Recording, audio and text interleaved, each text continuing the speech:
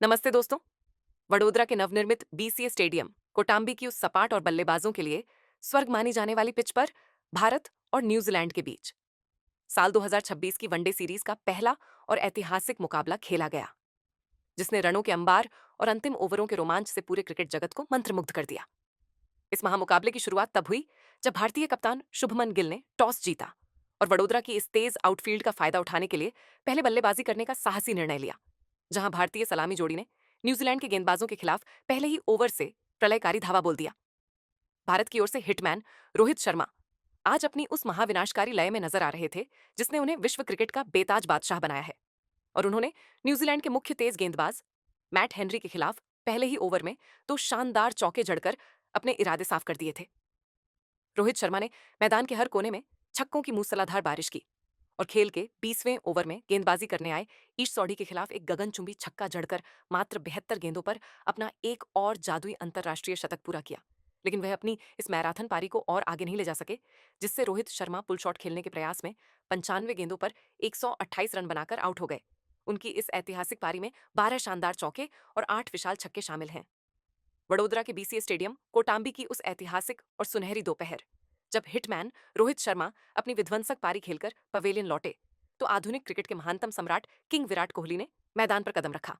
और उन्होंने युवा कप्तान शुभमन गिल के साथ मिलकर न्यूजीलैंड के गेंदबाजी आक्रमण के परखच्चे उड़ाना जारी रखा, जहां इन दोनों दिग्गजों ने न्यूजीलैंड के किसी भी गेंदबाज को चैन की सांस नहीं लेने दी और दूसरे विकेट के लिए 150 रनों की एक अत्यंत ऐतिहासिक, विशाल और अटूट साझेदारी निभाई, जिसने मैच का रुख पूरी तरह भारत के पक्ष में मोड़ दिया। विराट कोहली आज क्रीज पर कदम रखते ही किसी दिव्य और अलौकिक धुन में बल्लेबाजी कर रहे थे, जहां उनकी हर ड्राइव और हर फ्लिक में वही पुरानी मास्टर क्लास नजर आ रही थी, जिसने उन्हें दुनिया का सर्वश्रेष्ठ बल्लेबाज बनाया है। और उन्होंने न्यूजीलैंड के स्पिनरों को विशेष रूप से अपने निशाने पर लेते हुए स्कोरबोर्ड की गति को थिएटर के पर्दे की तरह तेजी से आगे बढ़ाया। पर्दे विराट कोहली की एकाग्रता आज हिमालय की तरह अडिग थी और उन्होंने खेल के 32वें ओवर में न्यूजीलैंड की ओर से दोबारा गेंदबाजी करने आए। कप्तान मिचेल सैंटनर की एक टर्न होती, गेंद को हल्के हाथों से कवर की दिशा में धकेलकर एक फुर्तीला सिंगल चुराया और इसके साथ ही वडोदरा की इस नई और पवित्र धरती पर अपना एक और रोंगटे खड़े कर देने वाला जादुई अंतर्राष्ट्रीय शतक पूरा किया, जिससे पूरा बीसीए स्टेडियम कोहली कोहली के गगनभेदी नारों से गूंज उठा और दर्शकों ने खड़े होकर इस महान योद्धा का अभिवादन किया। विराट कोहली आज जिस लय में थे, ऐसा लग रहा था कि वह अंत तक नाबाद रहकर न्यूजीलैंड को पूरी तरह से मैच से बाहर कर देंगे। लेकिन वह अपनी इस मैराथन पारी को अंतिम अंजाम तक नहीं ले जा पाए, क्योंकि खेल के 38वें ओवर में न्यूजीलैंड के मुख्य तेज गेंदबाज मैट हेनरी ने एक चतुराई भरी धीमी गेंद फेंकी, जिससे विराट कोहली हवा में कवर ड्राइव खेलने के प्रयास में एक 102 गेंदों पर 115 रनों की एक अत्यंत प्रेरक और ऐतिहासिक पारी खेलकर आउट हो गए। उनकी इस शानदार पारी में 10 आकर्षक चौके और 3 गगनचुंबी छक्के शामिल हैं। विराट के आउट होने के बाद भी भारतीय पारी की रफ्तार में कोई कमी नहीं आई, क्योंकि दूसरे छोर पर कप्तान शुभमन गिल ने भी अपनी अद्भुत क्लास और तकनीकी श्रेष्ठता का शानदार परिचय दिया, जहां उन्होंने कीवी तेज गेंदबाजों के खिलाफ कुछ ऐसे दर्शनीय शॉट लगाए जिसने न्यूजीलैंड के फील्डरों को हक्का बक्का कर दिया। शुभमन गिल ने अपनी जिम्मेदारी को बखूबी समझा और वे खेल के 40वें ओवर में न्यूजीलैंड की ओर से दोबारा गेंदबाजी करने आए। एक्सप्रेस गन लॉकी फर्ग्यूसन की एक अतिरिक्त उछाल वाली गेंद पर अपना संयम खो बैठे, जिससे शुभमन गिल सीधा प्रहार करने के प्रयास में 65 गेंदों पर 72 रनों की एक बेहतरीन और कप्तानी अर्धशतकीय पारी खेलकर आउट हो गए।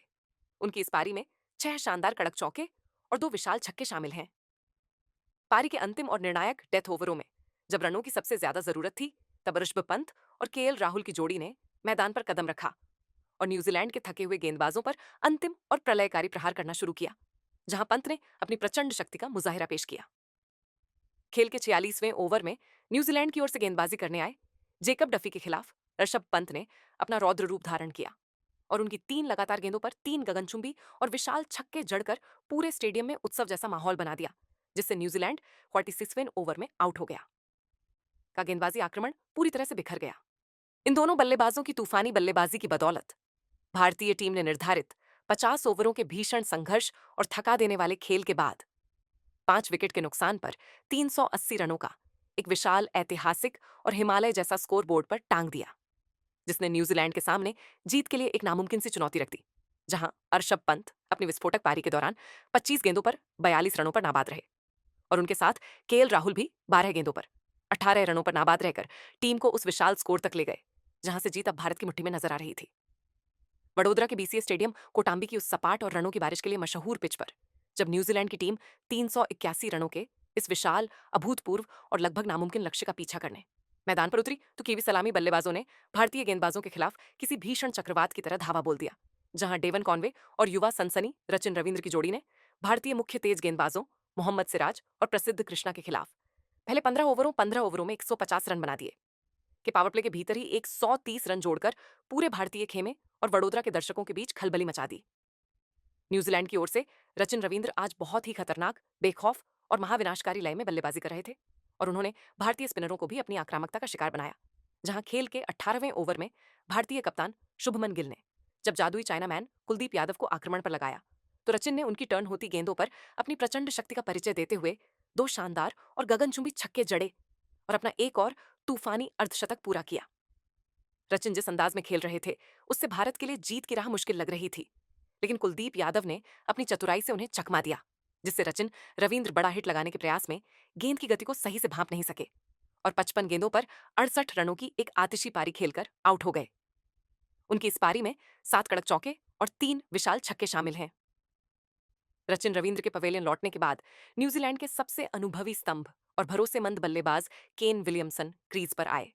और उन्होंने दूसरे छोर पर पहले से ही अंगद की तरह पैर जमाकर डटे हुए सलामी बल्लेबाज डेवन कॉनवे के साथ मिलकर रनों की रफ्तार को 9 के रन रेट से भी ऊपर बनाए रखा।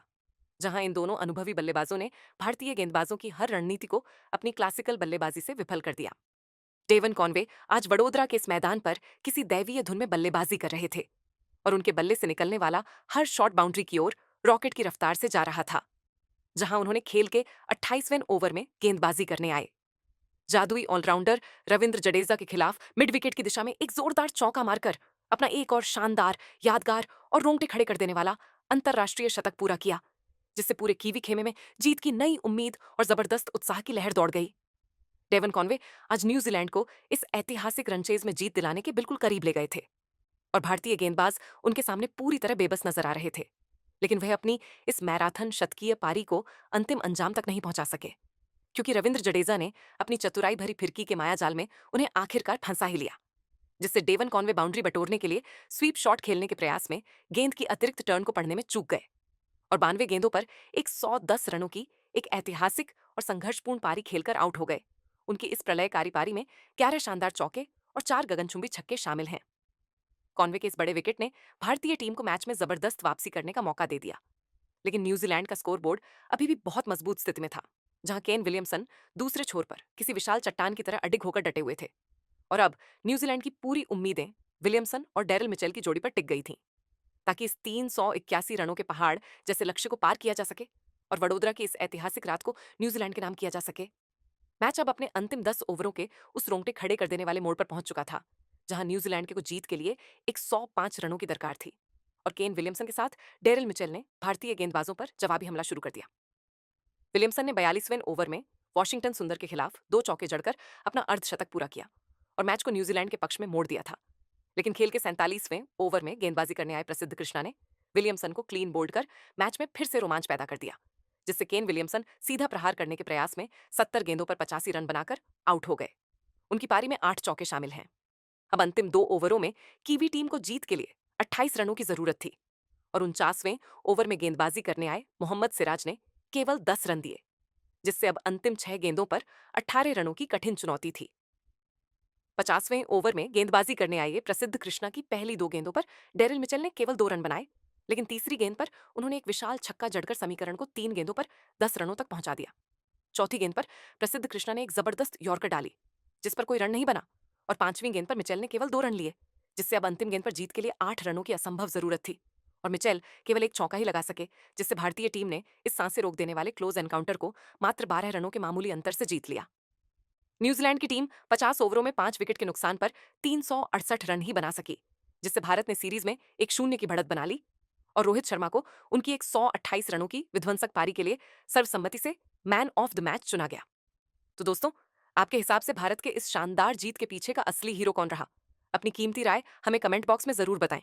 और अगर आपको यह वीडियो पसंद आया तो इस वीडियो को लाइक करें, शेयर करें और हमारे चैनल को सब्सक्राइब करना ना भूलें।